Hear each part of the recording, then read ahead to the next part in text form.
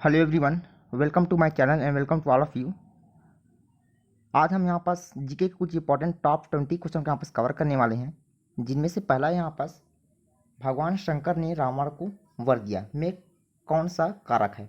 ठीक, यदि हम हिंदी में कारक की बात करते हैं तो हिंदी में कारक की संख्या कितनी होती है, तो होती है 8। कितना होता है? 8 होता है। लेकिन इसमें पूछा क्या है कि भगवान शंकर ने रावण को वर दिया में कौन सा कारक है। देखिए यहाँ पास करण, संप्रदान, अपादान या फिर अधिकरण। तो यहाँ पास दिया या जिसके जिसके द्वारा कुछ किया जाता है या जिसको कुछ दिया जाता है या जिसके लिए किया जाता है, उसमें कौन सा कारक होता है, तो उसमें आ जाएगा हमारा संप्रदान कारक। सेकंड ऑप्शन यहाँ पास सही हो जाएगा। ठीक, जिसके लिए कुछ किया जाए या जिसे कुछ दिया जाए। ठीक, बात करते हैं हम अदर ऑप्शन की, तो इसमें जैसे दिया है अपादान, जिससे अलगाव का अभिव्यक्ति होती है। अधिकरण ये किसको व्यक्त करता है, तो ये आधार को इंगित करता है। ठीक है, नेक्स्ट क्वेश्चन है दोहा में मात्राएं कितनी होती है। दोहा में मात्राएं जो होती है वह होती है 13-11 पे। ठीक है, सेकंड ऑप्शन यहाँ पर सही हो जाएगा। लेकिन जस्ट इसका उल्टा दोहा क्या होता है, उल्टा सोठा में चला जाता है। ठीक, तो इसमें कितनी मात्राएं चलती हैं, तो हो जाता है हमारा 11 और 13 में। अगला क्वेश्चन है स्वामी विवेकानंद जी के बचपन का नाम था। तो स्वामी विवेकानंद जी के बचपन का नाम था नरेंद्र दत्त। फोर्थ ऑप्शन यहाँ पर इसका सही हो जाएगा, option number 4 Narendra Datta. Next question है कौन सा विटामिन जल में घुलनशील है। यदि हम विटामिन की विलेयता की बात करें, विलेय प्रकृति की बात करें, तो विलेयता के आधार पर 2 प्रकार के होते हैं, जिनमें से हमारा पहला आता है, एक होता है जल में घुलनशील विटामिन। ठीक है, और दूसरा होता है वसा में घुलनशील विटामिन।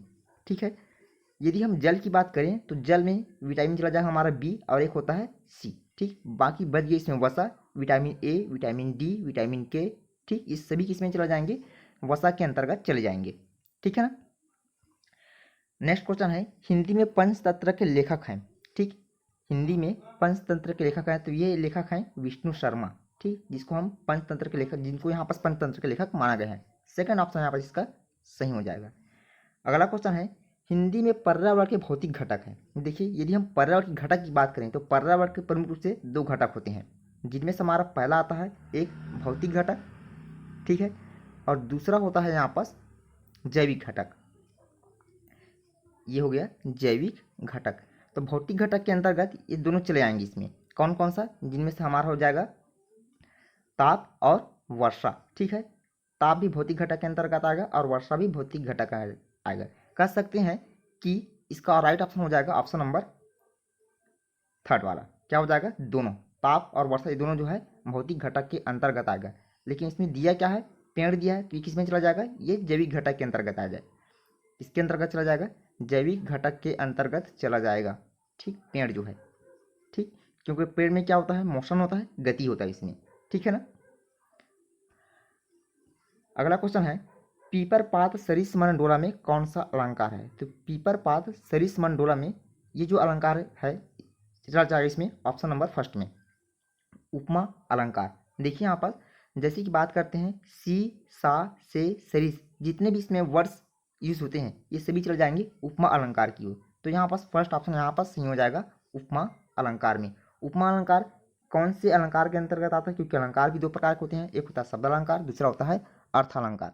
ठीक, तो उपमा अलंकार जो है ये अर्थ अलंकार के अंतर्गत आते हैं।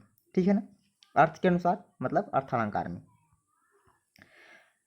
अगला क्वेश्चन है मारो फिरंगी को नारा किसने दिया था। तो मारो फिरंगी को नारा दिया था, जैसे कि आप इमेज में देख सकते हैं यहाँ पास कौन है ये, तो ये है मंगल पांडे। फर्स्ट ऑप्शन यहाँ पास इसका बिल्कुल सही हो जाएगा। ठीक, नेक्स्ट क्वेश्चन है मौसम संबंधी घटनाएं घटित होती है। तो मौसम संबंधित जो घटनाएं घटित होती है वो किसमें होती है, क्षोभ मंडल में, जिसको हम ट्रोपोस्फीयर भी कहते हैं। ठीक, फर्स्ट ऑप्शन यहाँ पास इसका सही हो जाएगा। इसमें क्या होता है, क्षोभ मंडल ये हमारे भूमंडल की सबसे निचली परत होती है। ठीक है, तो कह सकते हैं कि मौसम संबंधी घटनाएं क्षोभ मंडल में संपादित होती है। वर्षा होना, ओले पड़ना, ये सभी घटनाएं इसमें संपादित होती है। ठीक, फर्स्ट ऑप्शन यहाँ पर इसका सही हो जाएगा। नेक्स्ट क्वेश्चन है पादप हार्मोन है। देखिए यहाँ पास कौन सा हार्मोन इसमें पादप से रिलेटेड है, तो यहाँ पास दिया है auxin hormone, gibberellin hormone, cytokine hormone. तो यहाँ पास इस क्वेश्चन जो राइट ऑप्शन होगा वो चला जाएगा ऑप्शन नंबर 4 में, ये सही। ठीक है, ऑक्सिन हार्मोन क्या करता है, ये पौधे में वृद्धि को नियंत्रित करता है। जिब्रेलिन हार्मोन क्या करता है, ये पौधे में पुष्प खिलने को प्रेरित करता है। जबकि साइटोकाइन हार्मोन ये पौधे में कोशिका विभाजन को प्रेरित करता है। ठीक है, अगला क्वेश्चन है हेराल्ड डोमर मॉडल आधारित है, तो ये आधारित है प्रथम पंचवर्षीय योजना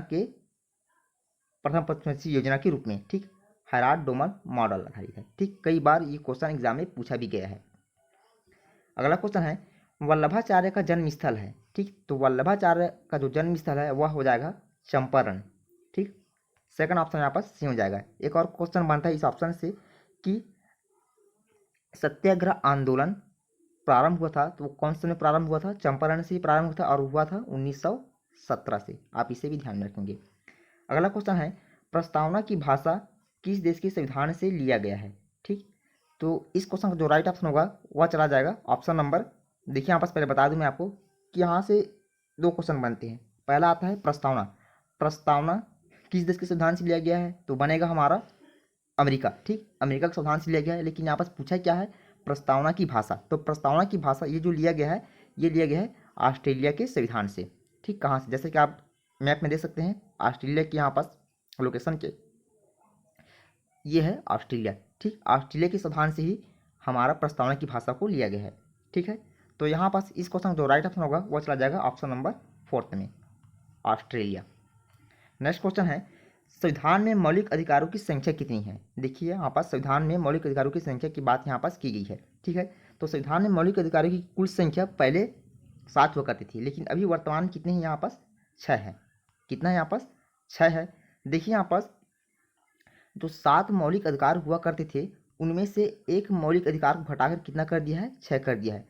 तो कौन सा मौलिक अधिकार यहाँ पास निकाले हैं? तो वो निकाला गया था संपत्ति के अधिकार को, मौलिक अधिकारों की एक संख्या में से इसको घटा दिया था, मतलब इसको कह सकते इसको हटा दिया गया था। ठीक है, समानता का अधिकार, स्वतंत्रता का अधिकार, शोषण का अधिकार, संस्कृति और शिक्षा का अधिकार, ठीक, और धार्मिक उपचारों का अधिकार, संवैधानिक उपचारों का अधिकार, ये सभी मौलिक अधिकार के अंतर्गत आते हैं। ठीक है ना। अगला क्वेश्चन है यहाँ पास एम्पायर सिटी के नाम से जाने जाते हैं, तो एम्पायर सिटी के नाम से जाने जाते हैं वह है न्यूयॉर्क। न्यूयॉर्क कहाँ है? ये तो ये है यूएसए में। ठीक है, अमेरिका में।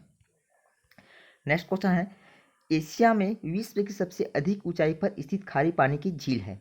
ठीक, यहाँ पास पूछा क्या है? एशिया से पूछा गया है। ठीक, बात यहाँ पास एशिया की हो रही है, तो इस क्वेश्चन का जो राइट ऑप्शन होगा वह चला जाएगा पैगांग झील में। ठीक, ऑप्शन नंबर 4 यहाँ पास बिल्कुल सही हो जाएगा, पैगांग झील। अगला क्वेश्चन है यहाँ पास प्राचीनतम पर्वत श्रेणी है। ठीक है, तो प्राचीनतम पर्वत श्रेणी कौन सी है? ठीक, और एक क्वेश्चन भी कई बार एग्जाम में बहुत पूछा गया है। ठीक है ना, प्राचीनतम पर्वत श्रेणी है कंचनजंगा, हिमालय, या फिर अरावली, या फिर माउंट एवरेस्ट। तो इस क्वेश्चन का जो राइट ऑप्शन होगा वह चला जाएगा ऑप्शन नंबर 3 की ओर। अरावली पर्वत जो है प्राचीनतम पर्वत श्रेणी के अंतर्गत गिना जाता है। ऑप्शन नंबर 3 यहाँ पास सही हो जाएगा। ये कहाँ पास है? तो जैसे कि आप मैप में देख सकते हैं ये है राजस्थान। ठीक, दिल्ली से राजस्थान तक ये पूरा फैला हुआ है। अगला क्वेश्चन है यहाँ पास सूर्य से पृथ्वी की दूरी कितनी है? तो सूर्य से पृथ्वी की दूरी है वह है यहाँ पास 149.6 मिलियन किलोमीटर। ठीक, ये क्वेश्चन भी कई बार एग्जाम में पूछा गया है, वेरी वेरी मोस्ट क्वेश्चन है ये। ठीक, मोस्ट इंपॉर्टेंट क्वेश्चन है यहाँ पास। ठीक, ऑप्शन नंबर यहाँ पास 4 सही हो जाएगा। ज्ञानीपीठ किस ग्रह का उपग्रह है? ठीक, तो यहाँ पास ग्रह की बात हो रही है और उसका उपग्रह कौन सा है ये हमसे यहाँ पास पूछा गया है। तो इस क्वेश्चन का जो राइट ऑप्शन होगा वह चला जाएगा बृहस्पति, जिसको हम जुपिटर ही बोलते हैं। ठीक है ना। देखिए यहाँ पास ज्ञानीपीठ किस ग्रह का उपग्रह है, यहाँ पास उपग्रह की बात हो रही है। इस क्वेश्चन का राइट ऑप्शन चला जाएगा हमारे ऑप्शन नंबर 4 की ओर। ठीक है, एक यहाँ से कई क्वेश्चन बनते हैं, जैसे कि बुध की बात इसमें हो रही है, तो यही पूछ सकते हैं कि सूर्य के सबसे निकट ग्रह कौन सा है, तो हमारा चला जाएगा इसमें कौन सा ग्रह? बुध ग्रह। ठीक है, पृथ्वी की बहन कौन सा है, तो हो जाएगा हमारा शुक्र। और एक और क्वेश्चन बनता है कि पृथ्वी को किस ग्रह से नाम से जाना जाता है, तो वो है नीला ग्रह। ठीक है, एक और क्वेश्चन बनता है यहाँ से कि पृथ्वी की बहन कौन सा है, तो वो है शुक्र। एक और क्वेश्चन बनता है कि चमकीला ग्रह कौन सा है, तो हो जाएगा शुक्र। ठीक है, इस प्रकार से यहाँ पास कई क्वेश्चन इस ऑप्शन से बनते हैं। आगे बढ़ते इसमें मौर्य वंश का संस्थापक कौन सा है? ठीक, और यह इस वीडियो का यहाँ पास लास्ट क्वेश्चन है। देखिए यहाँ पास मौर्य वंश के यहाँ पास संस्थापक की बात हो रही है, तो इस क्वेश्चन का जो राइट ऑप्शन होगा वह चला जाएगा ऑप्शन नंबर 2 की तरफ। चंद्रगुप्त मौर्य को ही मौर्य वंश का संस्थापक कहा जाता है। चंद्रगुप्त मौर्य ही नहीं, मौर्य वंश की नींव डाली थी। ठीक, आप इसे ध्यान में रखेंगे। और यदि आप मेरे इस चैनल पर नए हैं तो प्लीज़ चैनल को लाइक, सब्सक्राइब एंड शेयर करना ना भूलें। ठीक है। जय हिंद, वंदे मातरम, वेलकम।